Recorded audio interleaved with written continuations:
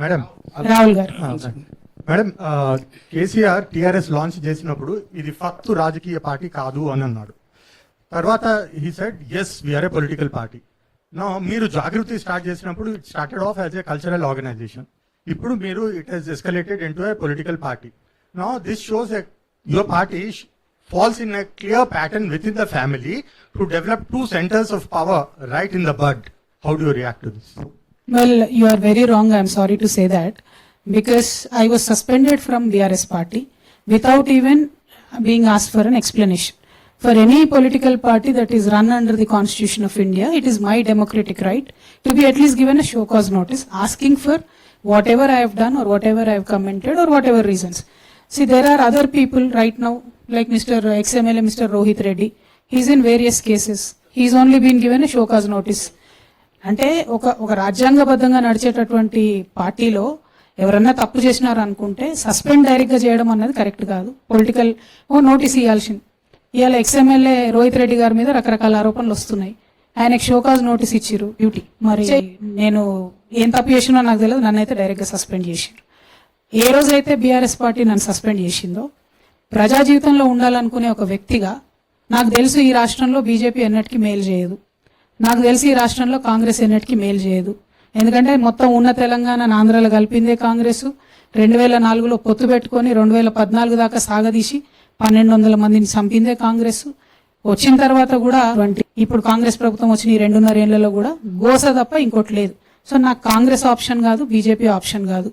మరి నేను ప్రజా జీవితంలో ఉండాలనుకునే వ్యక్తిగా నేను ఒక పొలిటికల్ అవుట్ఫిట్ పెట్టుకొని ప్రజల ఆశీర్వాదం కోసం వెళ్తా ఉన్నా. సో ఇది రెండు కనెక్టెడే కదా అని మీరు మాట్లాడితే అది చాలా తప్పండి. మీ ప్రశ్న తప్పని నేను చాలా వినయపూర్వకంగా చెప్తా ఉన్నాను. ఎందుకంటే బీఆర్ఎస్ పార్టీ నన్ను వద్దనుకున్నది. నేను మాత్రం నా తెలంగాణ ప్రజల దగ్గరికి, కుటుంబ సభ్యుల దగ్గరికి వెళ్తున్నా. వాళ్ళు ఆదరిస్తారో మరి నన్ను ఏం చేస్తారో అది ప్రజల ఇష్టం, వారికే వదిలేస్తారు. Thank you. ప్రైవేట్ హెచ్ఎఫ్టీవీ యువతకి మహిళలకు ప్రియారిటీ ఇస్తున్నారు. రీసెంట్ గా జైలింగ్స్ చూస్తే మాత్రం మీ పార్టీలో మాజీ ఎమ్మెల్యేలు కావచ్చు, అదేవిధంగా మాజీ మంత్రులకు సంబంధించి కూడా వాళ్ళ జైలింగ్స్ తీసుకున్నారు. ఇదొక క్వశ్చన్. రెండో క్వశ్చన్ వచ్చేసి మీ టార్గెట్ బీఆర్ఎస్ పార్టీ నెక్స్ట్ వచ్చే ఎన్నికలకు సంబంధించినంత వరకు బీఆర్ఎస్ పార్టీ ఓట్లు దించడానికి మీరు ప్రియారిటీగా ఉంటున్నారా? ఒకటండి, మాకు వచ్చే జాయినింగ్స్ లో న్యాచురలీ కొంచెము ఎక్స్ ఎమ్మెల్యేనో ఎక్స్ మినిస్టరో జాయిన్ అయితే మీరు ఎక్కువ వేస్తారు కదా. మామూలుగా కొత్తగా వచ్చే వాళ్ళని వేయరు కదా మీరు. వేలాది మంది, అంటే మరి నేను ఎన్ని కండువాలు కప్పినా అని చెప్తే బాగుండదు, కానీ ఈ గత 1 year గా వేలాది మంది జాగృతిలో జాయిన్ అయినారు. వాళ్ళు తెలంగాణ రక్షణ సేనలో భాగమైతా ఉన్నారు. ఈ కొద్దిగా తెలిసిన వాళ్ళు మెదకు మాజీ జెడ్పీ చైర్మన్ గారు, లేకపోతే ఒక ఎక్స్ ఎమ్మెల్యే గారు, ఒక ఎక్స్ నిన్న మినిస్టర్ గారు ఇట్లా జాయిన్ అయినప్పుడు మీకు పెద్ద వార్త కనపడుతుంది. కానీ అనేక మంది జాయిన్ అయితే I'm very happy to say majority are youth and women. I'm really very happy to say. So రేపు ఫ్యూచర్ లో కూడా అనుభవజ్ఞులను పిడికెల మందిని తీసుకుంటాం. వారి అనుభవం లేకుండా ముందుకెళ్ళలేం. At the same time youth and women కి ఎక్కువ ప్రయారిటీ ఇస్తూ ముందుకెళ్తాం. నాకు టార్గెట్ బీఆర్ఎస్ కాదు, కాంగ్రెస్ కాదు. నా టార్గెట్ సింపుల్, సర్వోదయ తెలంగాణ సాధించాలి. దానికోసం ప్రజల మధ్యలో ఉండాలి. ఆ క్రమంలో ఎక్కడ ఎవరు అడ్డం వచ్చినా వారిని మాత్రం విమర్శిస్తాం. Thank you. మేడం నమస్తే అండి. 1 second. ఎవరు మేడం నమస్తే అండి. మీ దగ్గరే పెట్టుకోవద్దు అట్లా మైక్. చెప్పండి, మీ పేరు చెప్పండి. మేడం నమస్తే అండి. హరికృష్ణ 6 TV.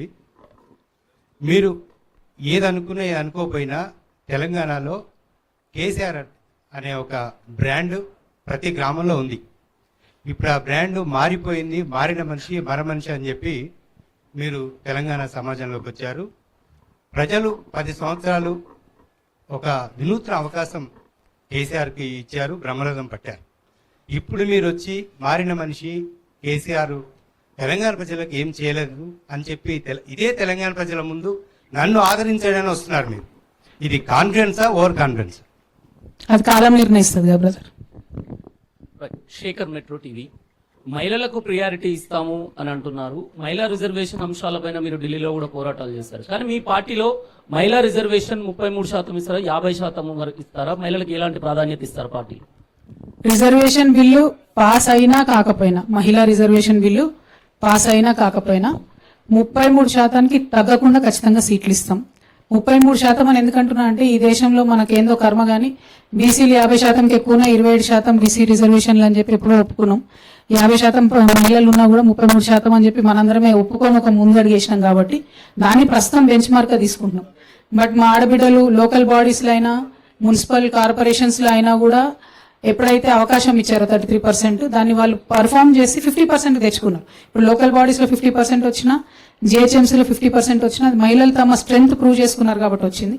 మా పార్టీలో ఖచ్చితంగా 33% తగ్గకుండా ఇస్తాం. ఏ మాత్రం అవకాశం ఉన్నా 50% ఇవ్వడానికి నా శాయశక్తిలో ప్రయత్నం చేస్తాం. One second